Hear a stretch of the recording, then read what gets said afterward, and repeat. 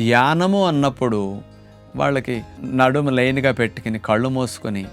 మనసుని ఆ గురువు గారు చెప్పే విధానాన్ని బట్టి ఒక మంత్రం మీదో లేకపోతే ఒక బిందువు మీదో లేదు ఒక శ్వాస మీదో ఇలా కొన్నిటి మీద కేంద్రీకరణ చేసి దాన్ని గమనిస్తూనే దాని మీదే నిలకడగా మనసు నుంచి ఏకాగ్రత స్థితిలో ధ్యాన స్థితిలో కొన్ని అనుభవాలని అనుభూతిని మంచి ఫలితాలను అట్లా పొందుతుంటారు. అలా మీరు గనక కదలకుండా కూర్చుని ధ్యాన స్థితిలో ఉంటే అది ధ్యానము. యోగ విద్య అంటే మన శరీరానికి ఇప్పుడు రకరకాలుగా సౌండ్ బాడీలోనే సౌండ్ మైండ్ ఉంటుంది అంటారు కదా, అందుకని సౌండ్ బాడీ కొరకు యోగ విద్య, సౌండ్ మైండ్ కొరకు ప్రాణాయామము, ఈ రెండుటిని మంచిగా చేసుకుంటూ దీనితో పాటు ధ్యానం కూడా చేస్తే శారీరక ఆరోగ్యం, మానసిక ఆరోగ్యం, సామాజిక ఆరోగ్యం, ఎమోషనల్ హెల్త్ ఇట్లాంటివన్నీ బాగుండటానికి రెండు అవసరమని గమనించాలి.